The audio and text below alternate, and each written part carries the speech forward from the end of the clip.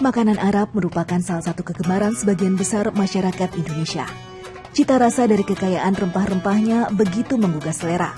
Tak heran beberapa menu makanan khas Timur Tengah ini punya tempat istimewa di hati para pecinta kuliner. Selain kebab dan nasi kebuli yang sudah sangat terkenal di Indonesia, masih banyak pilihan makanan Arab lainnya yang tak kalah lezat. Di antaranya adalah lukaimat atau lokma. Makanan Arab berupa kue kering ini sangat populer di Turki. Lokma terbuat dari adonan beragi yang digoreng lalu direndam dalam sirup atau madu. Makanan ini sangat cocok jadi teman bersantai sambil menikmati secangkir kopi atau teh.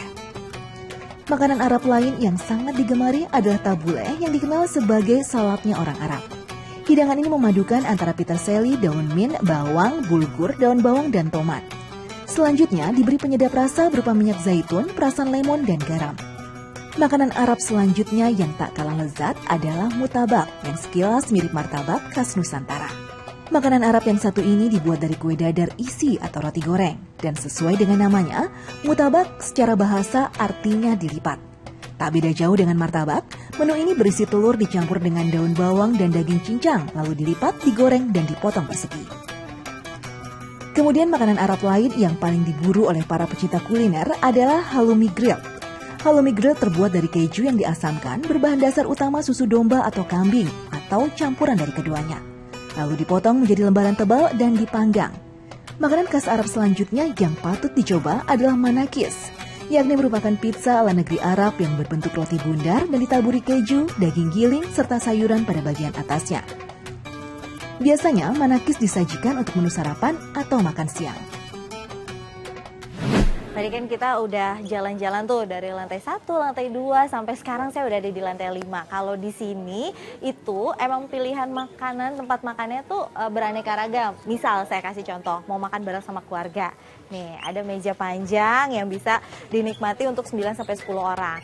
Atau kalau mau yang lebih santai, bisa di sofa kayak ada di sini. Nah, pilihan saya kali ini, saya mau makan yang lebih ada nuansa Arabnya. Makanya saya pilih lesehan.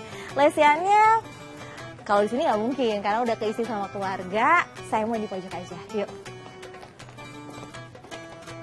Makan dan minum telah menjadi kebutuhan setiap makhluk hidup, terutama manusia. Karena dari makan dan minumlah kita bisa memperoleh asupan tenaga dan gizi yang bisa menunjang kehidupan kita. Rasulullah sebagai suri tauladan kita selalu memberikan tuntunan yang baik dan sangat bermanfaat bagi kehidupan umat muslim. Dan salah satu tuntutan yang sunnah untuk kita ikuti adalah tata cara makan dan minum beliau yang selalu terjaga. Beberapa tata cara makan ala Rasulullah diantaranya berdoa sebelum makan atau minum. Makan dan minum sambil duduk. Selain secara etika jauh lebih sopan, juga karena ada sebuah pembuktian secara ilmiah bahwa makan dan minum sambil duduk jauh lebih menyehatkan ketimbang berdiri. Kemudian makanlah bersama. Kemudian kita juga harus makan secukupnya. Makan selagi lapar dan berhenti sebelum kenyang. Setelah makan, jilat jari tangan dan bersihkan piring dari sisa-sisa makanan. Terakhir, ucapkan Alhamdulillah. Dan Alhamdulillah, makanan saya pun tiba. Saya juga tidak akan menikmati pesanan saya sendirian. Tapi, saya akan ditemani oleh Pak Rozi selaku General Manager di sini. Ini saya duduk miring bukan sengaja ya, karena pas udah ada bantalan juga gitu, kayak sayang kalau tidak dimanfaatkan ya Pak Rozi. Iya, harus Jadi akhirnya, gitu. Tapi, dan Masya Allahnya nih tadi saya udah ngobrol-ngobrol sama tetangga saya juga makanannya udah datang tuh Pak. Nih, Mas juga saya akhirnya makanannya datang, Pak Rozi juga udah nemenin saya makan. Ini sebelum kita makan, sebelum kita nikmatin, saya mau tanya nih. Ini kan tadi yang datang di hadapan saya ini adalah 3 nasi. Betul Mbak Reni. Ini ada nasi apa aja Pak? Boleh dijelasin nggak Pak? Nah, ini adalah nasi yang memang menjadi favorit kita di sini ya, yang paling banyak dicari di Al Jazeera Signature. Ada nasi mandi, ada nasi biryani, sama nasi kapsa.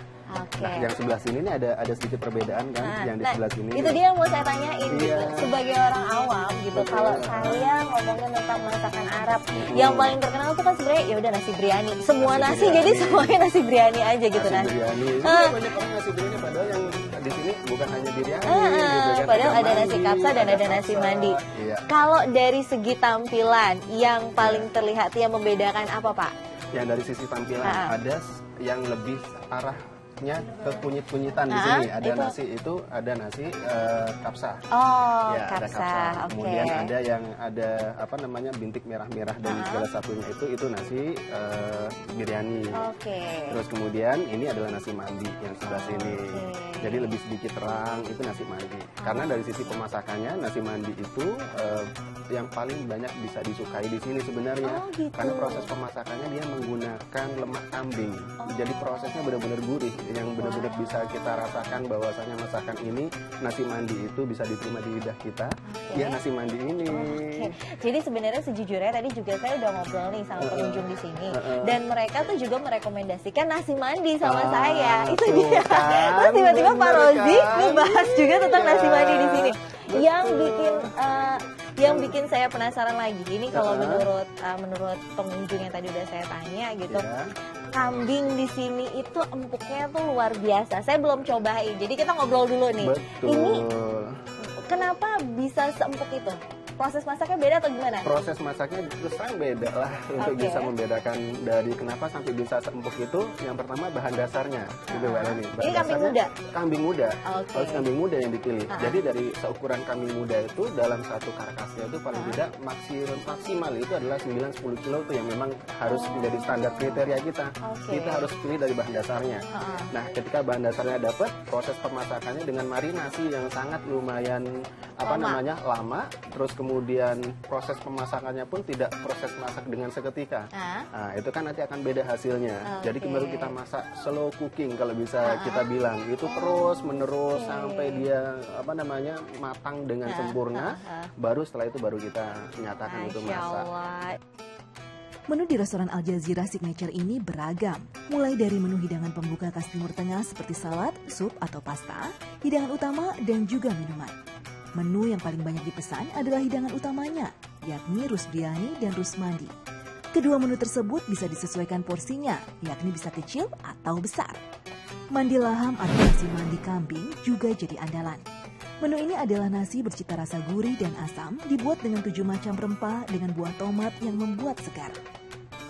Untuk minumnya ada teh khas Arab yang wajib dicoba. Selain itu, ada minuman referensi dari Pak Rozi yang layak untuk dicoba, yakni jus kurma hangat. Nah, apa bedanya ya kopi Arab dengan kopi lainnya? Sesaat lagi hanya di Musim Masa Kini.